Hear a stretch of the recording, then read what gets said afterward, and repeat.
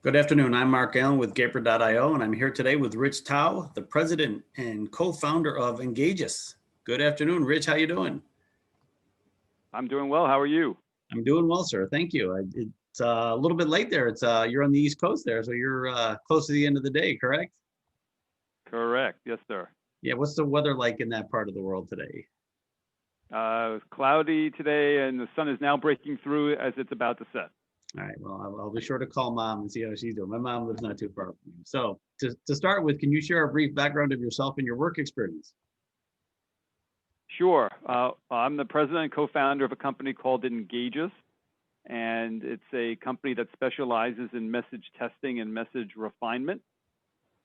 We are the product of a merger of two companies that took place at the beginning of 2018. My legacy firm was called Presentation Testing, that also specialized in message testing and message refinement. And we merged with a company called Dialsmith that provides technology that enables people to get moment-to-moment feedback as they're watching a video or a speech, and enables us to pinpoint exactly what parts of a message people find compelling and what parts don't. So we married the technology used for the process called dial testing with our research capabilities. Prior to that, I ran a think tank for many years, and before that, I was a journalist. Oh, wow. Very cool. Did you go to Columbia by chance, or did you go to another school? I went to Haverford College, right near where I live here in Pennsylvania. Oh, very nice. So what has been your experience with remote employment, both as an employer and an employee? Well, I'm not unaccustomed to working from home. I've been working from home a good chunk of the time for many, many years, largely because a lot of the work that I was doing before the pandemic required conducting focus groups in focus group facilities around the country. So my job took me on the road almost every week to do that kind of work, or to see clients, many of whom are in Washington. Mm-hmm. And the days I wasn't traveling, I'd be working from home. We maintain an office in New York, although I live outside Philadelphia, and there was no point in getting up and going to New York every day just to sit in an office and to come back. It was a waste of time and a waste of money. So for me, working from home was a way to recover from the trips that I'd be taking, particularly the overnight trips around the United States. So working from home is not anything new for me. What's new for me is having my wife and 16-year-old son also working from home at the same time, or my wife working and my son going to school. So that's the new part of it. And so we've become accustomed to that over the last 7 months, as so many millions of Americans, in fact, people around the world, have become accustomed to it. Interesting. It was especially a 16-year-old, because they're at that age where, they really don't want much to do with you, but I would assume he hasn't been much of a problem, but you can tell me different if that's not true. He's a great kid and very self-contained. We are extremely fortunate to have a kid who's 16 and not 2 or 4 underfoot all day long, demanding our attention. He's very independent and a great kid and really an excellent student. So we're blessed that he's able to do so much on his own. Yeah, that's great, and it must be a testament to yours and your wife's parenting. I've been through those years, and there are some challenges, as you know, but I agree. My kids were good kids too, and when I worked from home at the same time, they knew dad's working, leave them alone. Now it's 3 and 4. That's a whole different age group. They don't know that. Exactly. So what do you think is the future of remote employment, and what do you think can be done differently to make it more effective? Well, I think what works well is it's great for people who don't need to be watched by their employer all day long. Mm-hmm. And I think, and people who are self-starters, who like the flexibility, who just are able to manage themselves, I think working from home is excellent.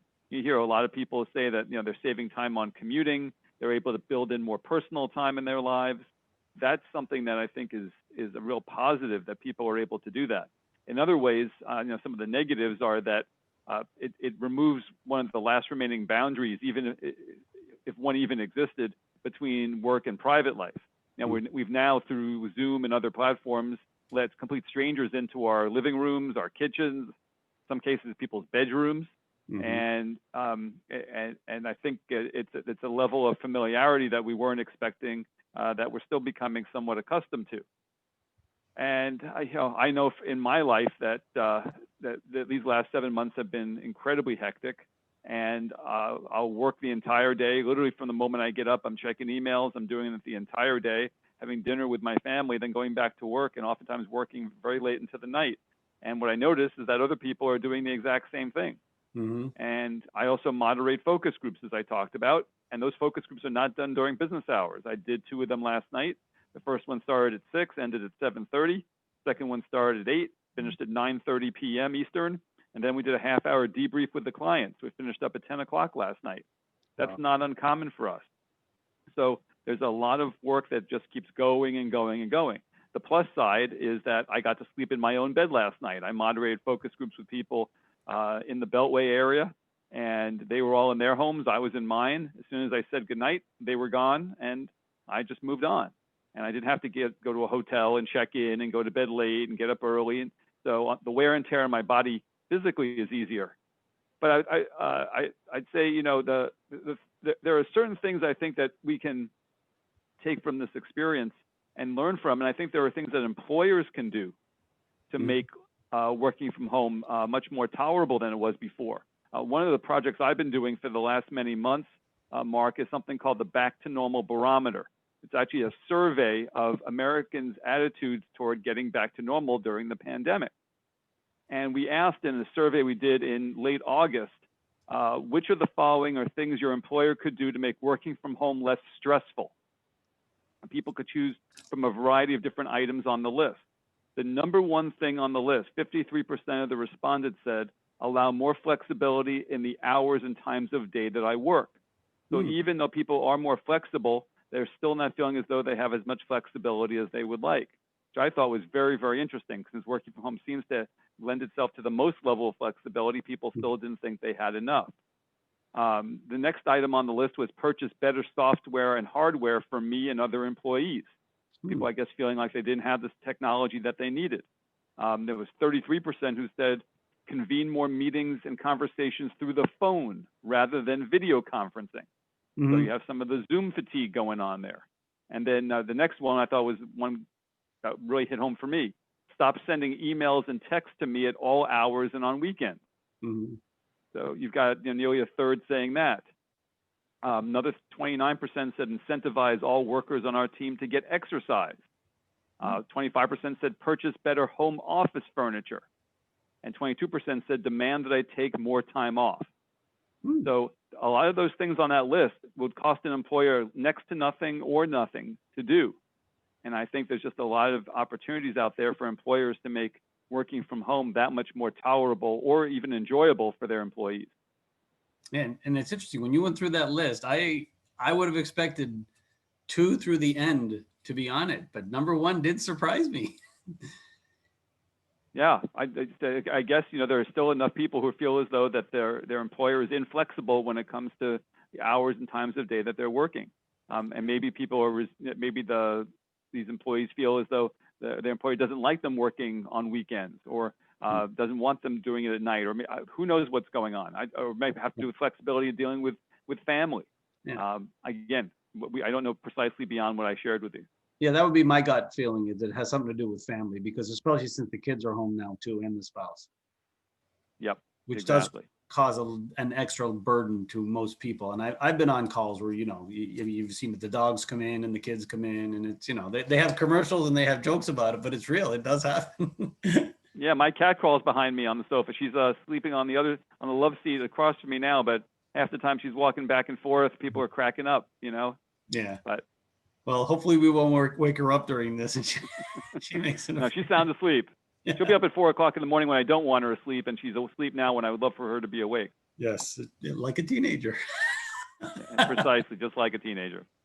So, what is the story behind Engagious? You've touched on it briefly. I have a feeling you're really busy right now, and you will be till about November 3rd. Is that true?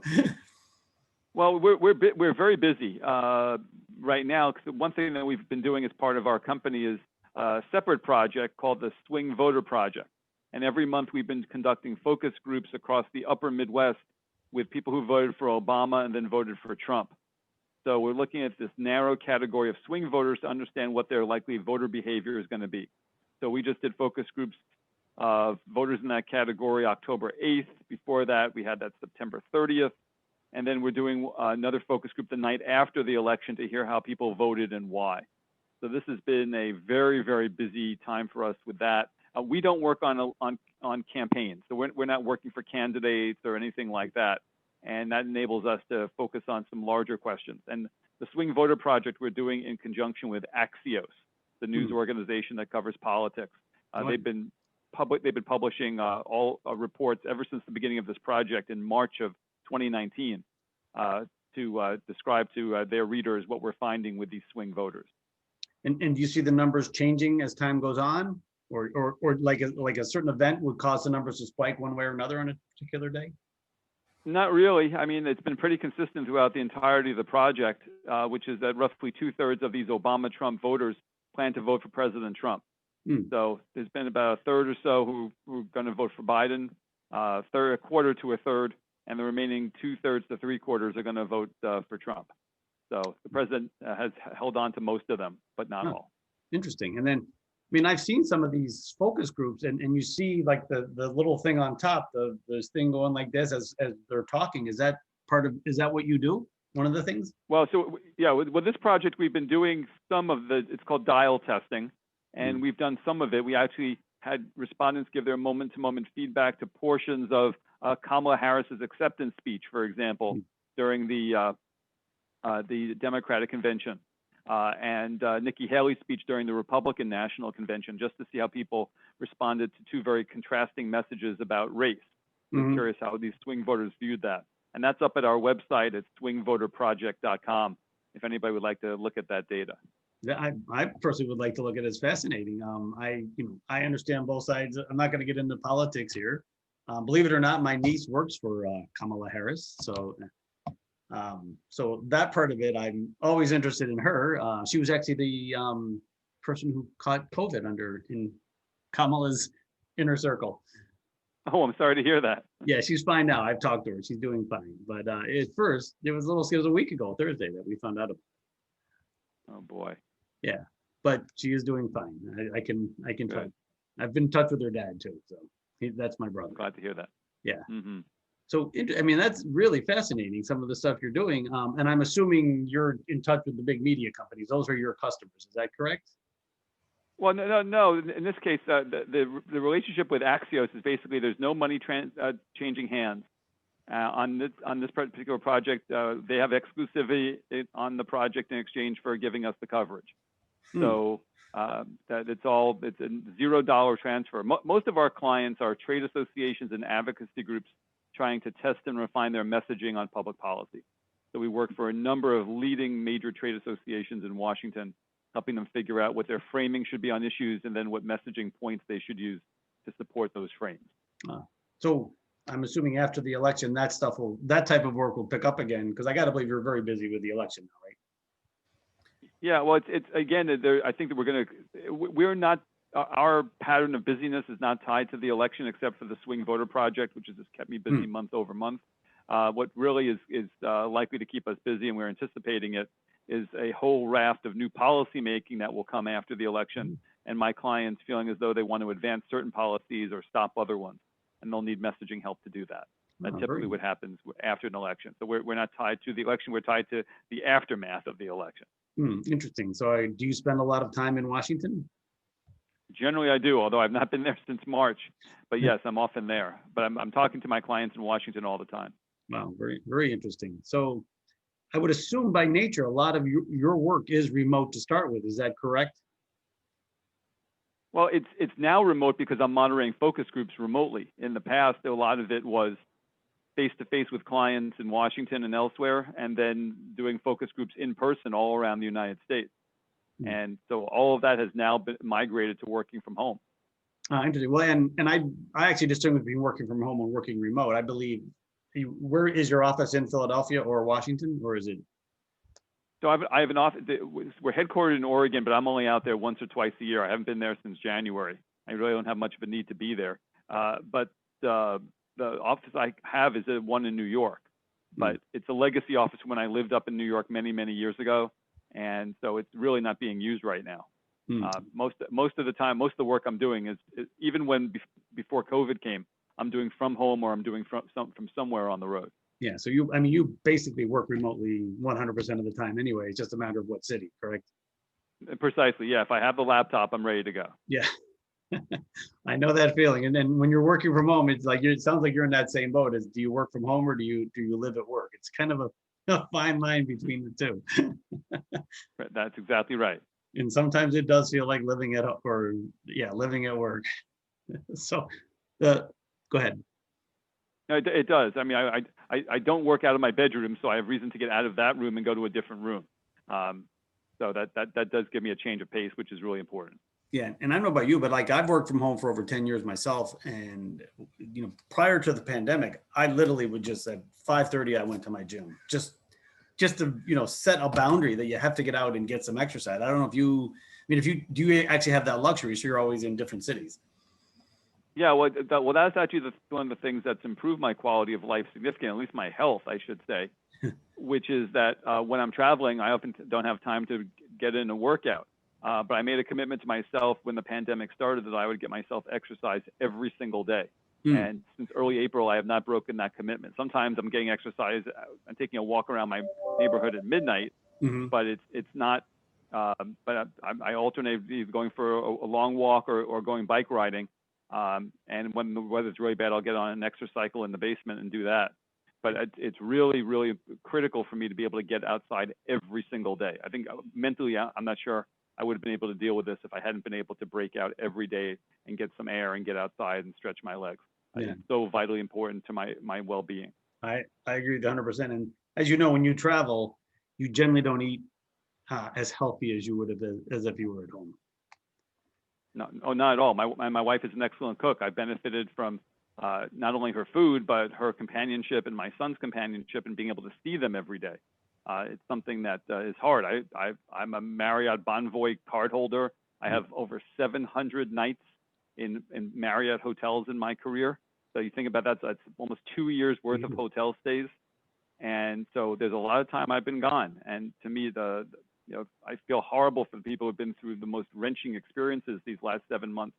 But for me personally, I've had more time with family, and it's been a blessing. Yeah, no, I've talked to other people that they actually have reconnected with their family. It's actually been a very positive thing. Yeah, I mean, I've been working long hours, so I haven't spent a lot of time sitting with them hour after hour doing that. But just being physically in their presence and having dinner with everyone, that's been a huge plus for me. Yeah, I'm just very being, grateful for it. You're right, just being in the same house and just, even if it's a 5-minute thing, it's still, as long as it's, there's a connection, it's really, it's quite nice. Yeah. So we've talked about the pandemic and the effects it's had on everybody. It forced everybody to go remote in March. Did that cause any roadblocks or challenges that you weren't expecting? Did the pandemic pose challenges I wasn't expecting? Was that the question? Yeah, that you weren't expecting. Yeah. For you, yeah, absolutely. I mean, we certainly weren't expecting a pandemic, right? And we certainly weren't expecting that all the work that we had planned at that point was going to be put in suspended animation, which is what happened. And so since that time, we've had some of the work thaw. We're just finishing up a project when I referenced earlier was something that was supposed to be done in February and March, and instead it got done in August, September, and October. But the client wasn't in a huge rush on that, and they agreed to do it now, which I'm grateful for. There are other projects that are still pending client go ahead, and hopefully they'll come through soon and say we want to do this. In the meantime, new things have come up, and then I've been doing this Back2Normal Barometer project, which is something sponsored by a wide variety of trade associations. So that's been able to provide some very welcome revenue. We're typically not a quantitative firm. We're not doing lots of polling. We're more geared toward this moment-to-moment dial testing we talked about. But in the meantime, as we stand that back up again and clients re-engage on that type of work, the polling work has certainly augmented what we have been doing and given us a richness that we didn't have before. It's also put us in front of a whole bunch of new clients we never would have met otherwise. Ones who are sponsoring the Back2Normal Barometer, who previously were not clients of ours. So we're very grateful for that too. And with your other set of clients, like your normal set, do you do a lot of A/B testing and things like that on different messages? Yeah, there's some of that. I wouldn't. It's not necessarily structured as A/B testing. It's more like we'll test a bunch of messages, see what works and what doesn't. Among the things that don't work, we'll see whether they can be fixed or whether they're so bad they have to be jettisoned entirely. And based upon feedback and focus groups, we'll rewrite the messaging and then retest it in a second round. So it's a test, refine, retest methodology. But it's qualitative work. It's not designed as quantitative polling where you give people two different statements and see which one scores better. That's certainly a good methodology to use. It's just not the one that we typically use.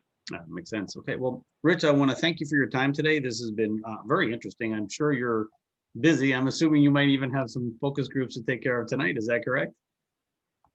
Thankfully, last night's were the focus groups for the week, so I'm taking it easy tonight. But we've got plenty coming up soon, and we're looking forward to those. Well, good luck. I know you're going to be busy for the next 2 weeks and beyond, because then you're right. If things, elections change things. So best of luck, and thank you for your time today. Great. Thank you, Mark. I really appreciate the opportunity. All right. Have a great day. You too. Bye-bye.